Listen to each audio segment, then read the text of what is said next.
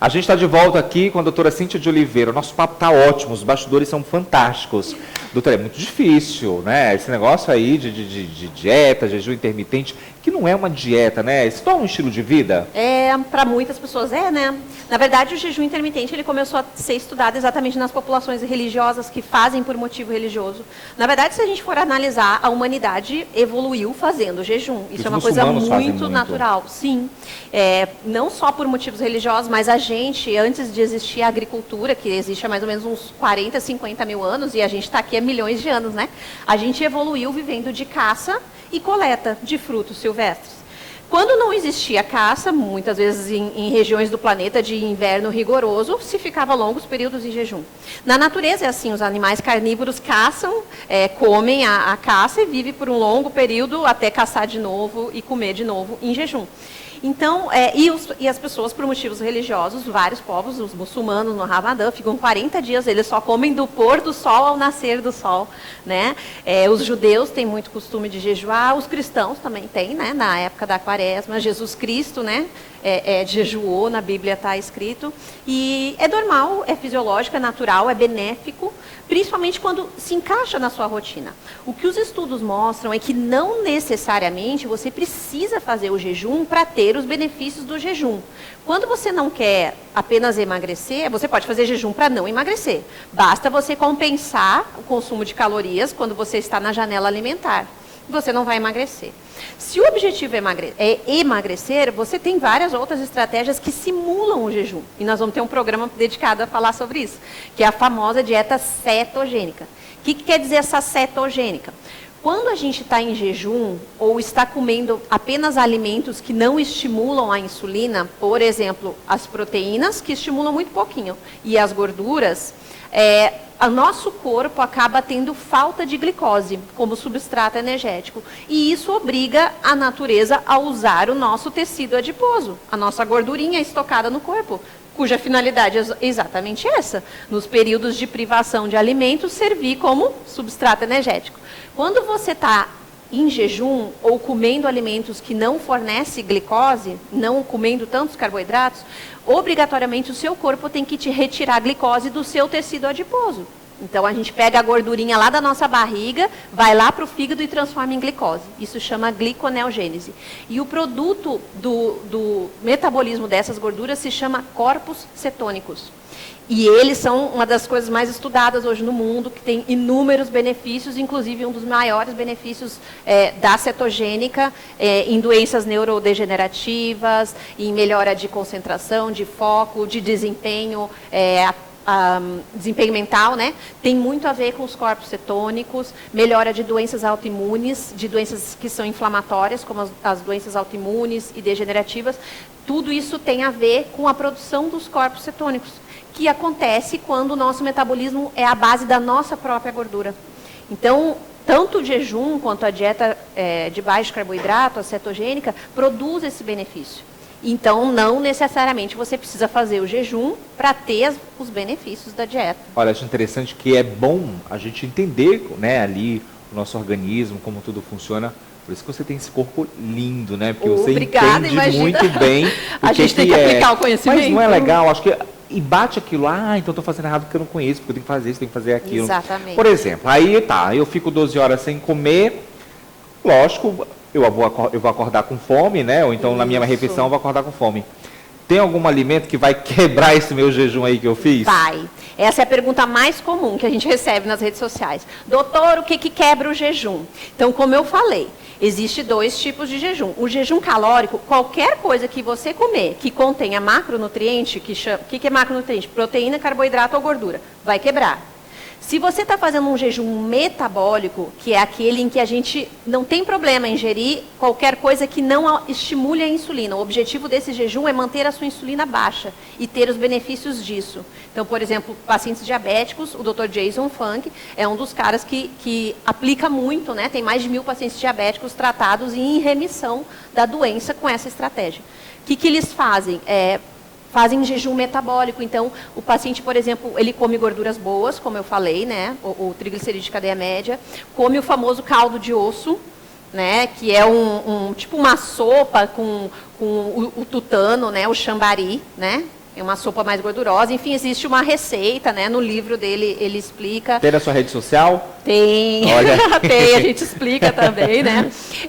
E o ideal, quando você sair do jejum, é exatamente não compensar, né? Em calorias, o que você deixou de ingerir no jejum. Se na janela de alimentação você comer mais calorias do que o seu corpo necessita, você vai compensar o jejum e vai continuar com o mesmo peso ou vai até engordar. Se eu quero emagrecer, né? O meu objetivo ali é perder peso. Aí vamos supor, minha última alimentação foi às 9 horas da noite, não quero comer mais nada. Daí tem aquela fugidinha de madrugada, mas 9 horas eu parei. Automaticamente seria minha primeira alimentação às 9 horas da manhã. Também não vai ser, porque daí eu vou passar o dia tomando uma água. Que tipo de alimento eu venho? Quando você for quebrar o jejum, a gente sempre fala assim, continue fazendo uma dieta limpa. Quebre o jejum com comida de verdade. Aquilo que eu falo desde o primeiro programa. Comida de verdade significa bicho e planta. Na linguagem genérica, assim, das redes sociais, né? Como a gente costuma falar. Posso comer um pedacinho de carne, uma proteína? Proteína, as proteínas animais, pode comer. Pode ser com gordurinha ou magra? Pode ser, não precisa comer só carne magra. Quando a gente retira o excesso de carboidrato, principalmente o carboidrato refinado, a gordura natural dos alimentos é boa, é protetora. Existe uma série de estudos mostrando isso hoje. Então, a gordura natural dos alimentos nunca foi o problema. O problema é a gordura do alimento industrializado acrescida do açúcar, o excesso de carboidrato refinado. Então, quando você for quebrar o jejum, quebre com comida natural, o carboidrato da natureza, o legume, a verdura, a fruta, as carnes, as proteínas, os ovos, as castanhas, as nozes, o azeite. Aí a senhora tocou num assunto. Muita gente fala assim, já tem um tempão que eu não como carne vermelha, nenhum tipo de carne, estou só no ovinho, que eu amo ovo. É um ovo frito, ovo cozido, é bom ou ruim jogar carne para lá? Na verdade, isso depende muito da individualidade. Os únicos estudos que mostram que a carne vermelha tem malefícios são estudos feitos com carne processada, não a carne natural. Né? Então, carne processada é o quê? É o bacon industrializado, aquelas linguiça, calabresa, os embutidos, né? Os presuntos. Isso é carne processada. Essa realmente não é legal. Agora, a carne normal, a carne... que a gente está falando, a gente evoluiu ingerindo carne, nós somos... muito mais carnívoros, né? Somos onívoros, né? Mas comemos carne, né? Então, nenhum estudo até hoje conseguiu comprovadamente mostrar aumento de doença com a carne vermelha, exceto com a carne processada. Por isso que é interessante, você que está do outro lado, né? Você está buscando aí o corpo perfeito, às vezes é por conta só da saúde, não ligo em perder peso, mas eu estou preocupado com as minhas taxas que estão altas e tal. É bom procurar um especialista, você entender o seu organismo, o seu corpo. Exatamente. E aquilo que a gente vem falando desde o início, né, Rani? A gente sabe que algumas estratégias são benéficas para uma grande parte da população, e é para isso que existe estudo.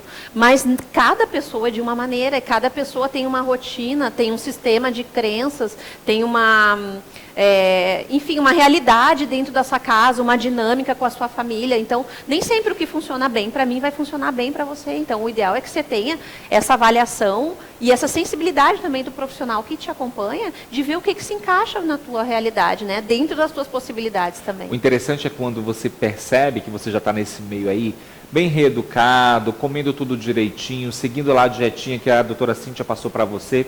Quando você passa aí um ano, vamos supor, tem gente que passa 10 anos comendo mal e vai ficando gordo, vai ficando obeso, vai ficando doente. E apenas um ano, que a gente acha que é muita coisa um ano. Aí você olha para trás, nossa, eu já estou um ano já comendo direitinho com a doutora Cíntia e tudo bonitinho. Perdi 18 quilos. Eu estava com tanto e olha como é que eu... Não é engraçado isso? A gente, quando vê, perdeu naturalmente. Só com mudança de hábito. Porque, na verdade, a gente fala que dieta não existe dieta. O que existe é reeducação alimentar. As nutris vivem falando, batendo nessa tecla, né? Porque é verdade. Se não for uma mudança de mindset, uma mudança de mentalidade, a forma como você lida com a alimentação, como você se relaciona com o alimento, isso não vai perdurar. Você vai fazer a dieta por um período e vai voltar aos velhos hábitos e vai ganhar o peso de novo, vai voltar a ter a saúde ruim de novo. Então, a ideia é que o processo comece aqui mesmo. Mudança de mentalidade, tratamento dos seus gatilhos, a maioria dos gatilhos para compulsão, para falta de controle, a gente sabe que é estresse, ansiedade, às vezes depressão, né? Existe uma expressão até na literatura que a gente chama as comfort foods, buscar conforto nas comidas, então as comidas nos confortam. Tô de TPM, vou comer essa caixa de chocolate. Exatamente, briguei com o fulaninho, mereço comer uma pizza hoje, não é? A gente tem essa ideia muito ruim, infelizmente, de lidar com a comida como se fosse uma compensação emocional por uma frustração. Então, na verdade, a comida serve para tudo na nossa sociedade, né? Serve para comemorar, serve para compensar. E no final das contas está aí. Água ajuda a emagrecer? Beber água? Lógico. Não exatamente emagrecer, mas beber água é fantástico. 70% do nosso corpo é água. Para você ter uma ideia da importância que ela tem para a nossa sobrevivência, né? Então, todas as funções metabólicas do corpo, o processo de detoxificação, né? Os rins só funcionam bem se estiver bem hidratado. O seu metabolismo, as suas células só funcionam bem se estiver água. Todo o metabolismo celular depende da presença de água. Doutora Cíntia, obrigado mais uma vez. Nosso papo aí, como sempre, fica aqui aquele gostinho de quero mais. Inclusive, a gente já está preparando um novo programa para falar low carb. Low carb cetogênica. Cetogênica, olha só. Eu tenho certeza que você vai gostar. Obrigado mais uma vez, sucesso. Obrigada, eu que agradeço. A gente fica por aqui. Obrigado pela sua audiência. Até um próximo programa. Tchau, tchau.